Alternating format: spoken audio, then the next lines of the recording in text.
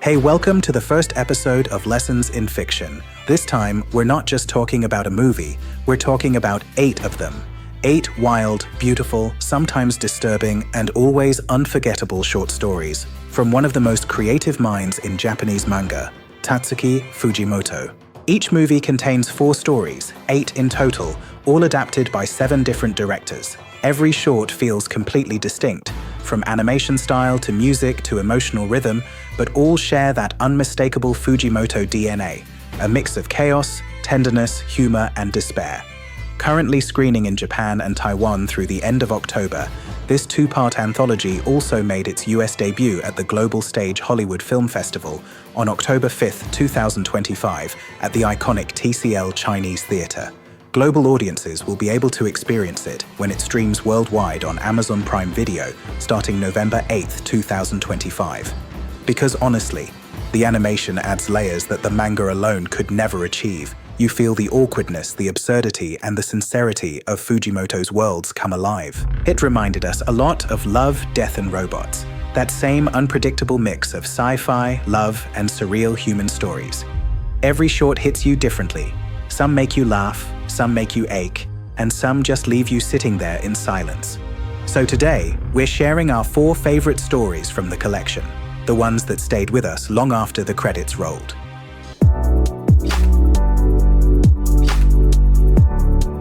Our first favorite is a quiet, emotional piece, a story about art, jealousy, and the strange bond between sisters. A third-year art student walks into her college one morning and finds her own nude painting hanging at the school entrance. It's causing quite the stir. Classmates are whispering. Teachers are uncomfortable. The problem? She didn't paint it. The artist is her younger sister. The older sister, embarrassed and furious, asks her professor to take the painting down, but the professor refuses, saying, "If you have a problem, talk to the artist yourself." So she does, though the two haven't spoken properly in years. What follows is an awkward, tense encounter. The older sister tries to get revenge by forcing her younger sister to pose nude, hoping to even the score. But during that awkward moment, something changes. The two begin talking again. And through their conversation, we learn the story behind the painting. When they were younger, the sisters were inseparable. The younger one admired her big sister so much she copied everything she did. But as they grew older, the older sister realized something painful. Her little sister was more talented. When it came to painting, the younger one surpassed her. Faster, bolder, more natural. Unable to handle the comparison, the elder sister gave up on art completely. So when that nude painting won first prize and hung in the most visible hallway on campus, it became a constant reminder of her failure and of her sister's success. But here's the twist. The title of that painting was My Goal. The teacher later tells the older sister, the painting wasn't meant to humiliate her, it was meant to honor her. Her little sister had always looked up to her so much that she could draw her from memory, even her body, without ever seeing her naked. That's how deeply she knew her sister. The irony?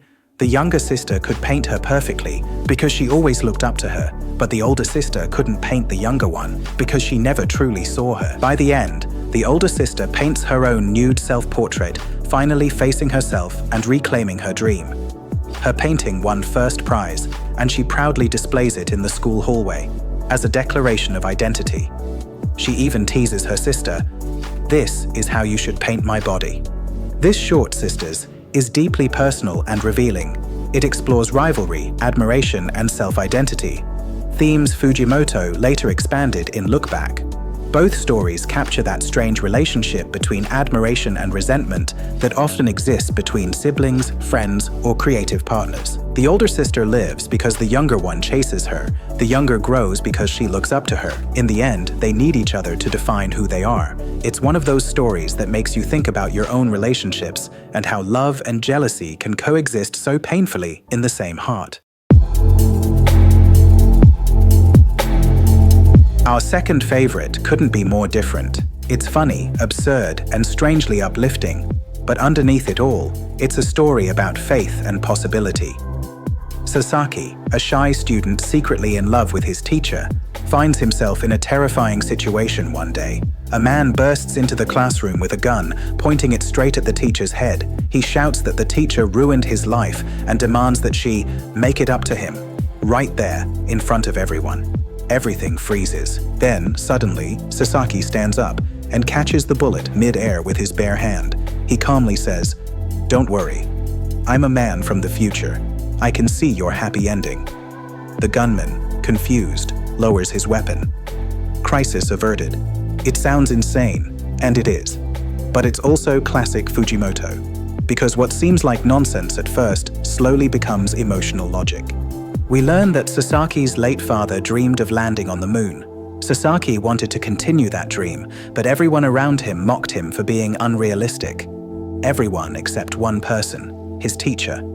She told him, "The world isn't built on 0% and 100%.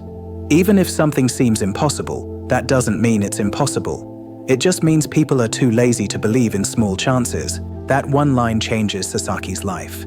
He studies hard, fueled by that dream, and by his secret love for the teacher who believed in him. Fast forward 20 years, Sasaki becomes Japan's first astronaut to set foot on the moon. And on that silent lunar surface, he whispers a thank you to his teacher. This short is about belief versus logic. It reminds us that miracles often come not from probability, but from conviction. Sometimes you have to break common sense to create a new one. The director, Kimura Nobukage, used a fascinating technique, blending live-action stage performances with animation. It gives the story a slightly old-fashioned, theatrical texture that enhances the contrast between dream and reality. When Sasaki catches that bullet, it's both ridiculous and moving. You laugh, and then suddenly, you want to believe him.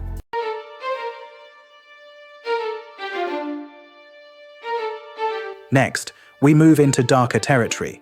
Imagine a world where aliens have invaded Earth, devoured most of humanity, and taken over completely. Only a few humans remain, disguised, hiding among the aliens. Our protagonists survive by wearing full-body chicken costumes. It sounds silly, but it makes sense. Aliens can't tell Earth species apart, and they don't eat chickens. Every day, they pretend to be alien students attending alien school just to stay alive. But then one day, a transfer student arrives, and he loves eating chicken. When Ami's disguise starts falling apart, it's Yuto's alien friend, Yuhei, who saves them, smuggling them out of the city. But tragedy strikes. As the authorities chase them down, Yuhei is killed protecting them. And in that final moment, Yuto's true form is revealed. He's not human either. He's an alien, the same kind who once wanted to eat Ami. Flashback to when they first met. Ami once saw Yuto eat another student. Instead of running, she confronted him. "Why do you have to kill? Don't you feel anything?" Yuto replied coldly. "Humans eat animals. Why should we be any different?" But that question planted a seed. For the first time, he started to wonder if empathy could exist between species.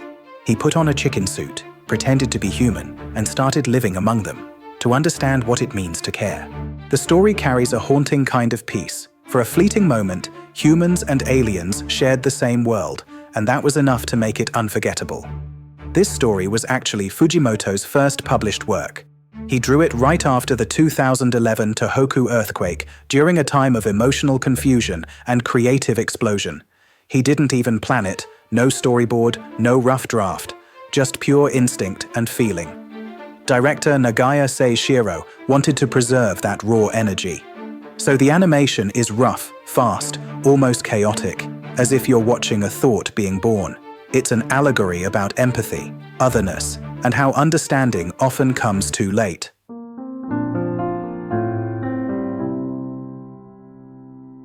And finally, our last favorite, probably the wildest of them all. A woman who grew up emotionless and violent becomes the world's most feared assassin.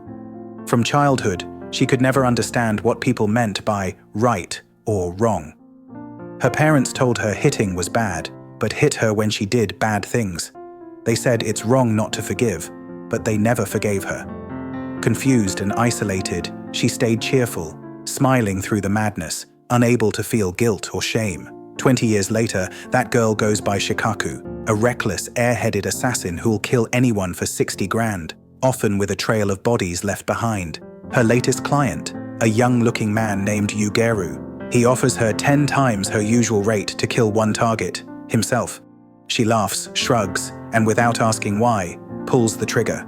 Headshot. But he doesn't die. Because Yugeru is a vampire, 3,500 years old, and he's already tried everything from sunlight to lava to end it all. He hired her because he heard she's the best at killing, but all she gives him is a headache. At first, she's just intrigued, then obsessed. She keeps coming back to check on her work, only to ask strange questions like, "Why does my heart hurt when I look at you?" Yugeru, bored and emotionally detached, just tells her to go see a doctor. Later, during a chaotic police shootout, she actually does. And somehow, on live TV, bleeding out on the hospital floor, she declares, "Doctor says I'm in love." She shouts her confession to the vampire who's watching from home. For the first time in centuries, Yugeru laughs. A real, honest laugh. Something inside him stirs. Guilt, maybe even joy.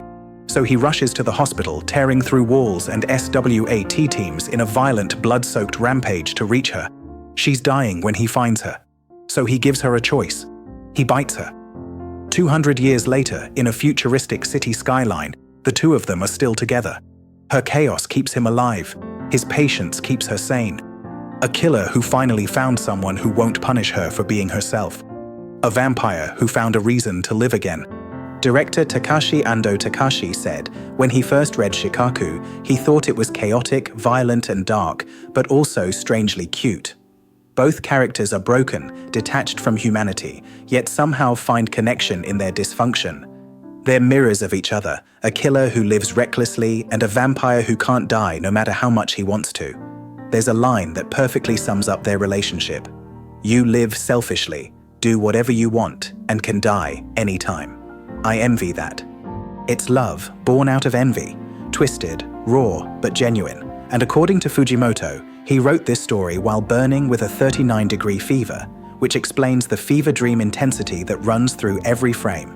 The result is something violent, yet strangely romantic. It's about being seen, even by someone as broken as yourself. Of course, these are just 4 of the 8 stories. Others, like Woke Up as a Girl Syndrome, explore gender identity through surreal animation. Mermaid Rhapsody features beautiful piano music and poetic melancholy. Nayuta of the Prophecy serves as the prototype for Chainsaw Man, and Love is Blind delivers fast-paced comedy and chaos in true Fujimoto fashion. Each short feels like a different universe, yet together they paint a portrait of Fujimoto's creative evolution, from a young, reckless dreamer to one of the most daring storytellers in manga. The beauty of Fujimoto Tatsuki, 17 to 26, lies not in perfection, but in experimentation. Every frame feels alive with curiosity, confusion, and conviction. It's a reminder that art doesn't need to make sense, it just needs to feel true. So if you have the chance, go see both films. Let yourself experience the madness, the beauty, and the emotion. And then come back here and tell us, which story hit you the hardest? Was it the rivalry of sisters? The absurd faith of Sasaki stopped a bullet? The empathy of a couple clucking chickens was still kicking in the schoolyard? Or the doomed love of Shikaku? We'd love to know.